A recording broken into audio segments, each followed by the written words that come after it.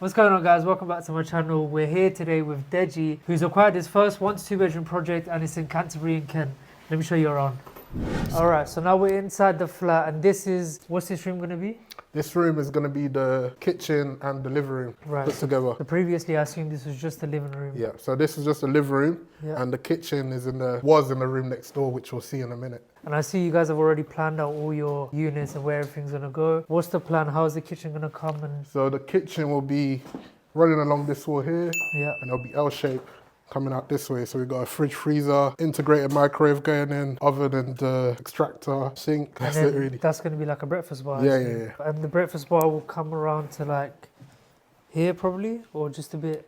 Yeah, just a bit shy off the edge of that. Yeah. It's about right there. And then we'll have 2 hanging lights above the breakfast bar. And I like the integrated microwave. That's something that my last project taught me. You might as well make as many appliances integrated as you can, because it saves a lot of space on the worktop, especially with 1 to 2s, because you're trying to fit a living room and a kitchen in the same room. So you want to use this. Just need to make it as comfortable as possible for the end user. Exactly, yeah. This area is obviously the living area. Is there any plans with what you're doing here? So that area, that corner, I'm thinking that could be a dining table in that corner, TV on that wall, and then just maybe a corner sofa on this area, just sort of separating the 2 areas. So the use is quite well defined. One good thing I'd say about this flat specifically are these windows. These windows seem fairly new. Oh yeah, so the windows were updated in 2010. Saw it on the planning permission. Where this is a conservation area, anything on the external of the property has to go through planning. So luckily for us, all the windows were upgraded to double glazed windows in 2010. I guess we'll talk about the elephant in the room. All of this, obviously it came from these walls here. Were they planned? Were they in your budget, or was it things that... That was not in the budget. So these walls, we were meant to just strip the wallpaper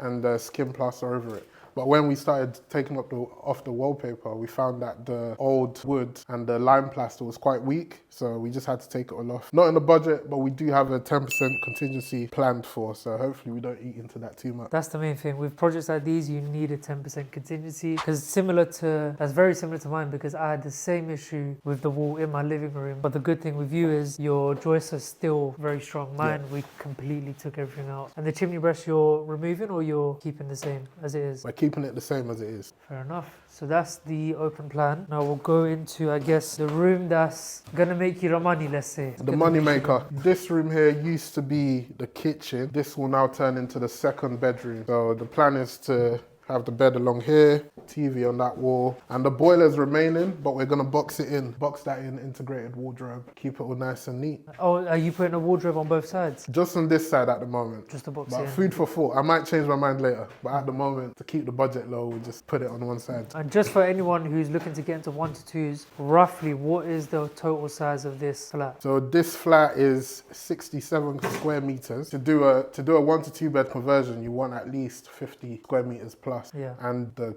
kitchen that turns into a bedroom needs to be above 8 square meters, just so it's enough to be a double bedroom. And also what I like to say is the living room open plan area should be above 18 square meters. But having said that, some flats when you walk in, they could be 20 square meters, but you can't really fit both a kitchen and the living room. Yeah. So just for comparison and things like that, how big was your living room? The living room is 20.4, I believe. Yeah, it's a good size. So we'll go into the bathroom. What's the plans with the lighting in here over your stairs and the corridor as well? The lighting's pretty much staying. So we got this one staying as it is, and then we're going to add another one on the end there. And then in this area? We might put one on the end as well. Haven't decided yet. We'll see. Okay, we'll walk into the bathroom. So this is the toilet actually. The toilet, sorry, yeah. WC.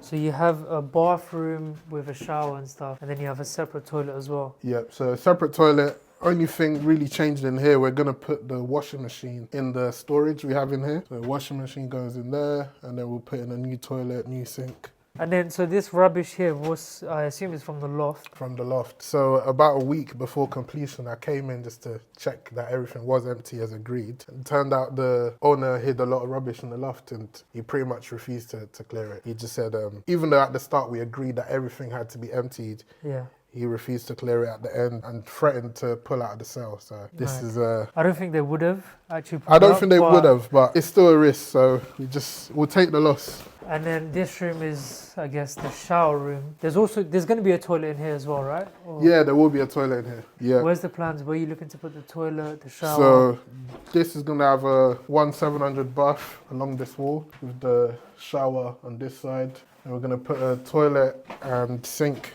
combo unit on this side here, and that's pretty much it. A mirror over there. Nice. We'll go into. I guess this is the existing bedroom, right? This was always here. Yes.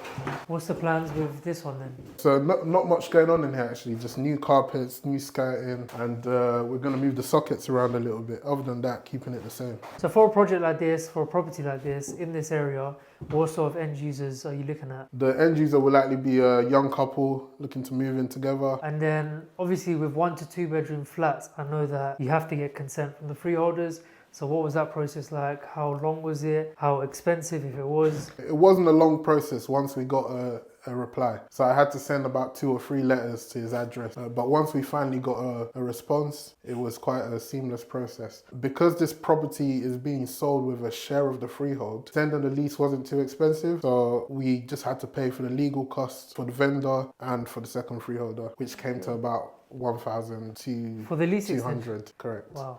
So, Okay. and that's from 62 to 999. Not bad, it's a good deal. 62 years was only 1,000 quid. Yeah. The main reason is because it's being sold with a share of the freehold. So there's no premium. It's just the legal costs okay, got involved. Yeah. Oh, yeah. So whilst we're on the topic of numbers, do you want to roughly go through the numbers or do you want to leave it to the end? I think we'll leave it to the end. You sure? We'll leave it to the end. No worries. Or maybe a snippet. The purchase was 135. Leave it at We'll leave it at that. Yeah. Okay, cool. All right, guys. So now that we've finished the tour of the property, we'll do a little Q&A with Deji. So how did you actually get into property? What made you go into 1 to 2 bed flat conversions? Yeah, I've always had an interest in property, always wanted to get involved. So I just took it upon myself to educate myself first. So watching YouTube videos, seeing people doing exactly what I want to do, and just listening to a lot of podcasts. I'll give one a shout out actually, Game of Loans. That was recommended to me by one of my mentors, and I listened to that start to finish, and it just really accelerated my knowledge, especially on the bridging loan side of things. So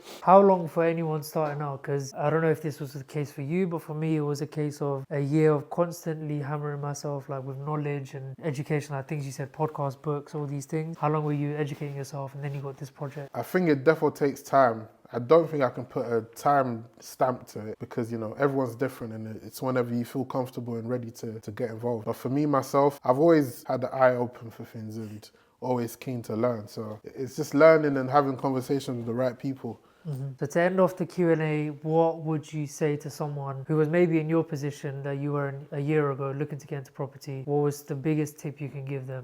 I would say is just get out there, start going to viewings. Don't spend too much time just sitting at home learning. Even though you do need to learn, make sure you do take action as well. Even if that means just going to the odd viewing here and there. Yeah. You know, test the waters, networking event, enter people's DMs, you know, say hi. That's how we met. Yeah. So Yeah, it is actually. yeah. So one more thing, I know I said last question, but one more. How many viewings did you go on before you secured this? Was it a smooth sailing process or was it kind of a stressful hair falling out situation? It was a stressful process at the start because we were viewing all over the country trying to find the first deal. We viewed a place in Berms, that fell through last minute. I think finding a property that fits the requirement of a 1 to 2 bed conversion can be quite a long process. You need certain tick boxes before you can commit. So that extended the period as well. Yeah. That's it for now, guys. It's been a pleasure going around, even though it's got all my clothes dirty, but For real. it's part and parcel of the game. I'm very excited to see how this looks probably in about 8 to 10 weeks. And we will definitely be back here for a part 2 to this video. Thank you very much for letting us come Thanks through. for coming, man. And I'll see you soon. Oh, and Cool. also, sorry, if you do want to see